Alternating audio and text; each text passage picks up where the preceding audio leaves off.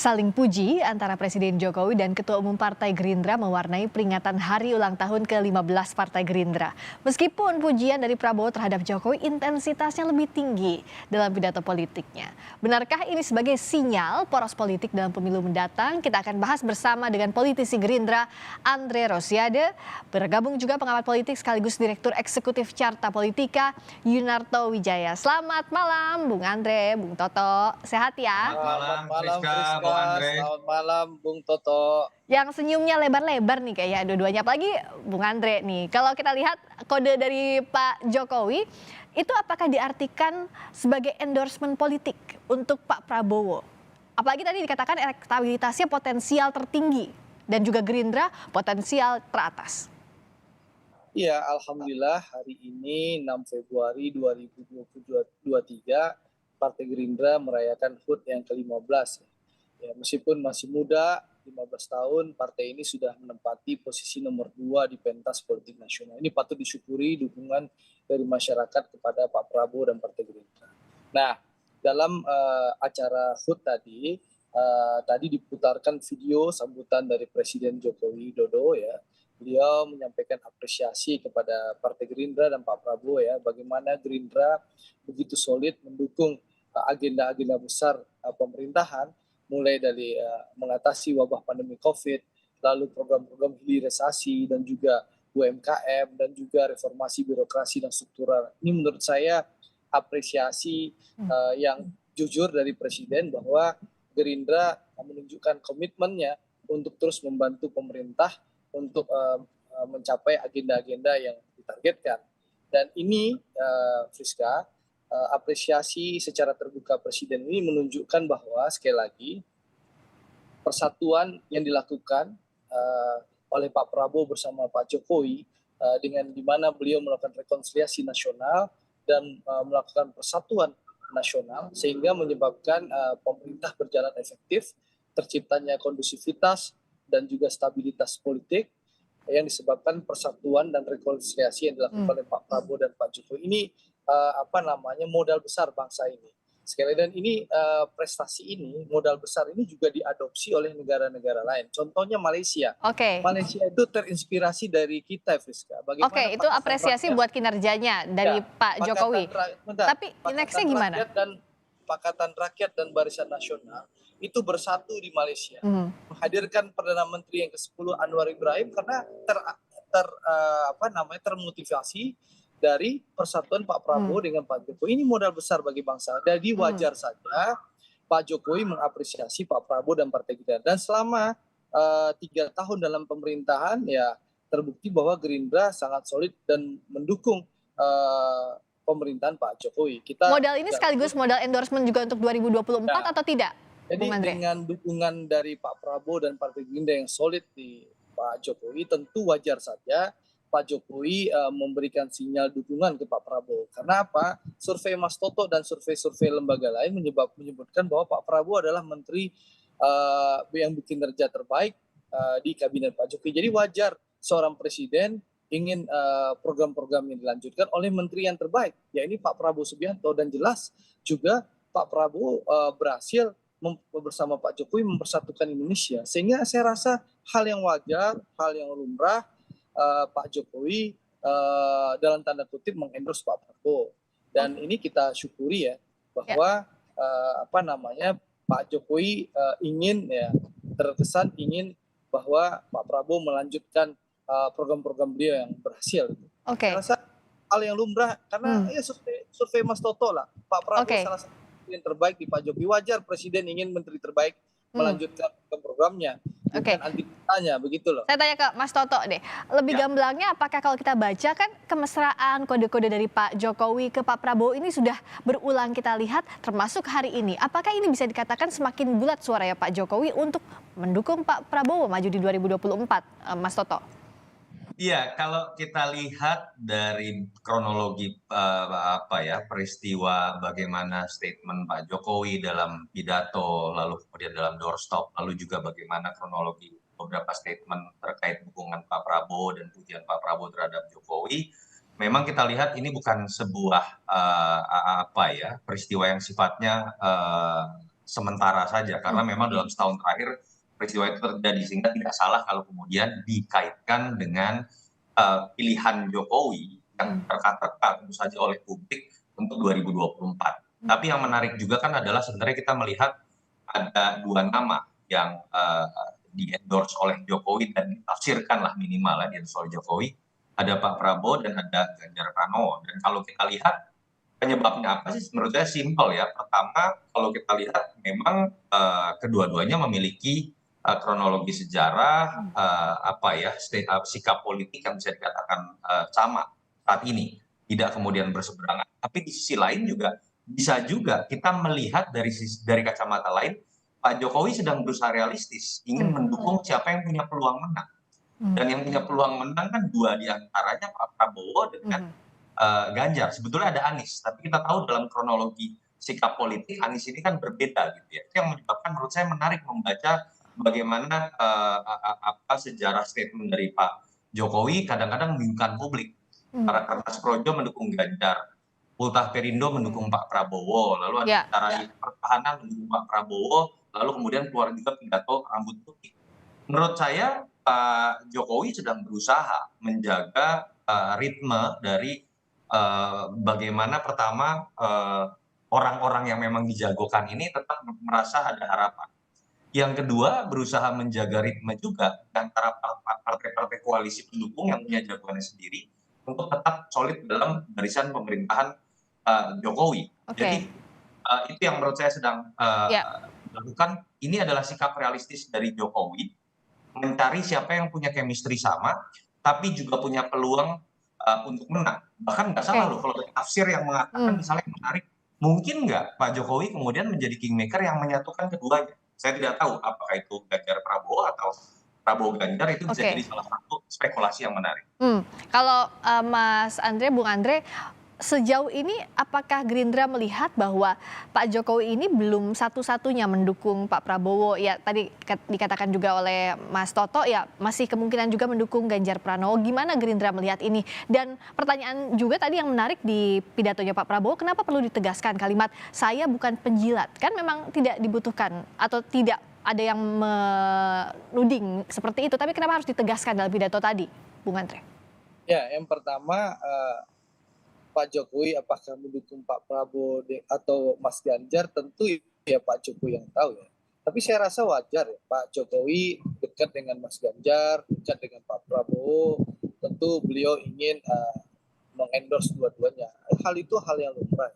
Tapi seperti yang disampaikan Mas Toto ya, tentu di ujungnya beliau akan menentukan pilihan. Siapa yang mungkin menang dan siapa yang punya dukungan partai politik. Karena semacam elektabilitas dan juga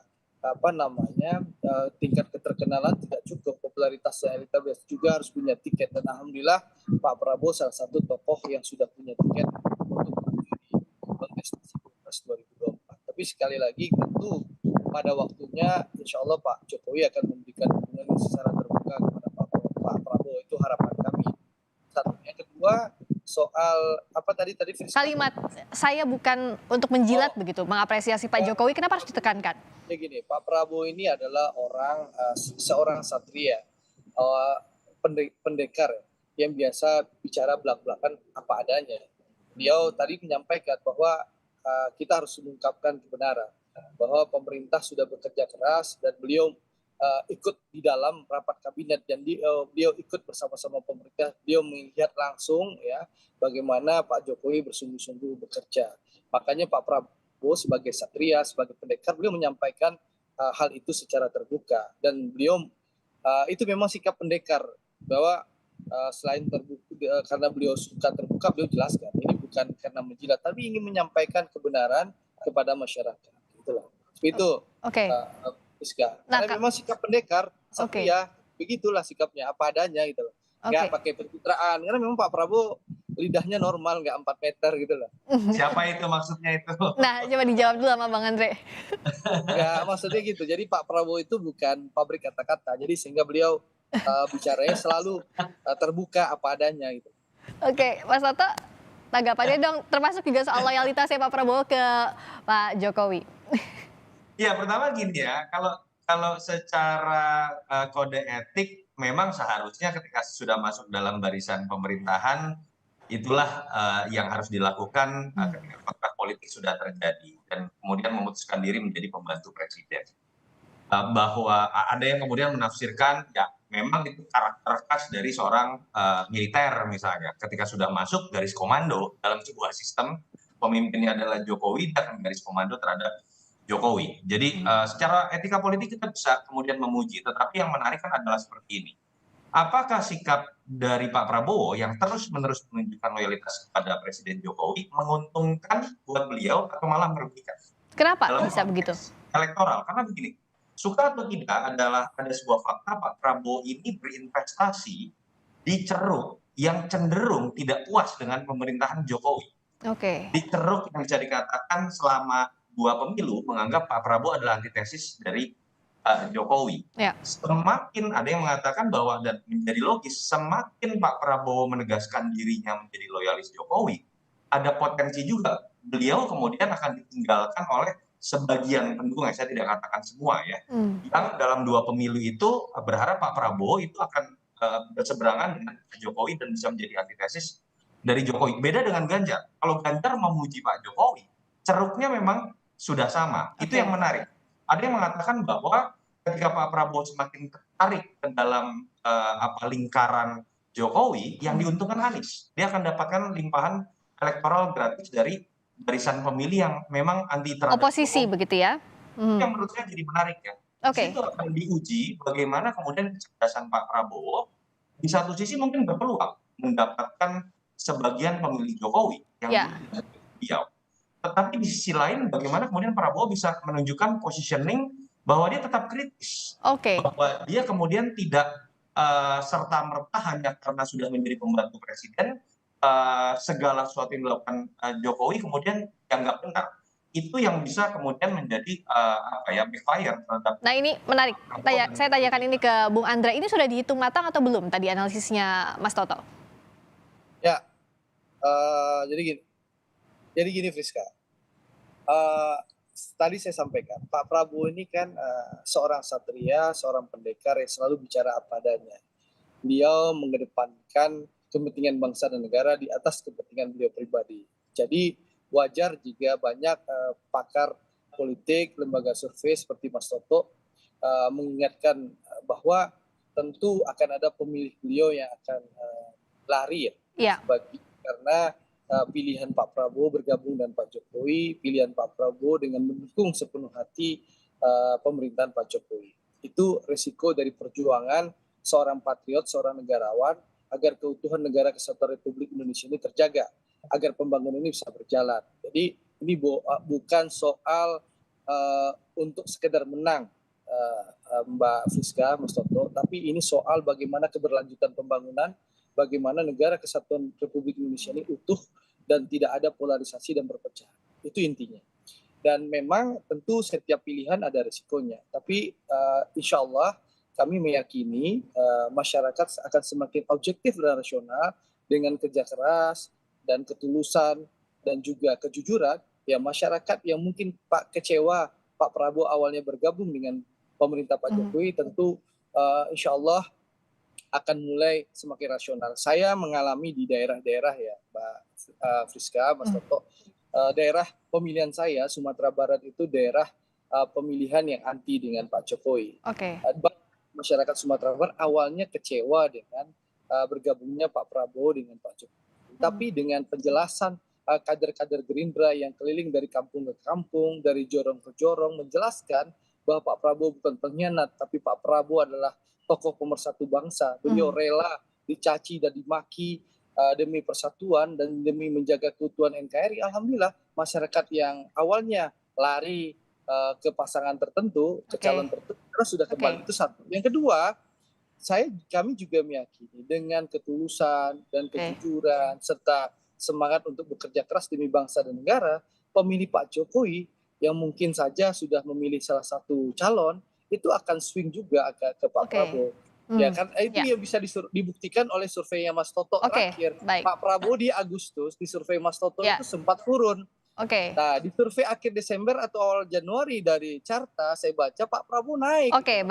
ya, rebound gitu loh. Jadi Bahkan tidak ada dikhawatirkan ya yang kalau dari Gerindra ya, dari hitung-hitungan tadi. Oke, baik. kalau kita jujur, Singkat saja. kita bekerja keras demi rakyat, insya Allah rakyat akan bersama kita. Oke, terakhir Mas Toto, mohon singkat saja. Jadi apa sekarang strategi yang harus dipikirkan betul-betul oleh Pak Prabowo dan Gerindra untuk memupuk ceruk pemilih ini tetap bisa dipegang sampai 2024 atau bahkan memanfaatkan swing voters lainnya untuk masuk ke Pak Prabowo? Iya, jangan sampai kemudian Pak Prabowo terombang-ambing, kemudian ini mengambil semua ceruk ya. Tadi kalau dibaca dari pernyataan Bung Andre kan, satu sisi cukup optimis bahwa Pak Prabowo tidak kehilangan basis pemilih lamanya dengan penjelasan-penjelasan yang rasional kenapa beliau masuk ke dalam barisan pemerintahan. Di satu sisi bahkan berharap kemudian bisa ambil ceruk dari pemilih Jokowi yang belum tidak didapatkan dalam dua pemilih. Kira-kira kalau mau disampaikan, Pak Prabowo punya kepercayaan diri untuk mengambil ceruknya Ganjar sama ceruknya Anies, kira-kira seperti itu. Nah, catatannya adalah menurut saya kalau dibandingkan dengan misalnya yang dilakukan oleh Anies Baswedan yang sekarang sudah keliling-keliling daerah, Pak Prabowo memang masih lebih banyak terlihat kegiatannya dalam kapasitas sebagai seorang Menteri Pertahanan yang kita tahu sangat sektoral, segmented, niche market, dan kemudian tidak berbicara hal-hal yang sifatnya populis gitu ya. Nah, bagaimana kemudian bisa mengimbangi gerakan bukan dalam kapasitas sebagai Menhan, tapi sebagai ketua umum Gerindra yang dia bisa berbicara sebagai seorang generalis, bukan lagi sektoral hanya berbicara pertahanan. Yang itu dibutuhkan juga keberanian untuk kemudian berbicara hal-hal yang kritis yang masih kurang dari pemerintahan sekarang dan mulai berbicara mengenai visi apa yang pengen dilakukan oleh Pak Prabowo ke depan. Karena kalau kita malah akan ketinggalan start dibandingkan dengan yang dijual oleh Anies Baswedan. Nah, ini yang masih kita tunggu langkahnya. Kita pahami, singkat saja, Bung Andre, habis waktu kita. Memahami bahwa memang Mas Ganjar dan Mas Anies 2 tahun ini sudah berkeliling seperti besok mau kampanye atau besok mau pemilu ya. Kita paham itu. Makanya masukan itu sudah kami sampaikan ke Pak Prabowo. Nah, beliau insya Allah mulai Februari 2023 ini, mungkin di akhir minggu, di weekend, di saat tidak bekerja, beliau akan berkeliling Indonesia. Sudah akan mulai keliling juga ya? Ya, itu aspirasi seluruh kader Partai Gerindra di seluruh Indonesia. Baik, terima kasih Bung Andre Rosiade, politisi Gerindra. Terima kasih juga Mas Toto Yunarto Wijaya, Direktur Eksekutif Carta Politika, telah bergabung di Sapa Indonesia Malam.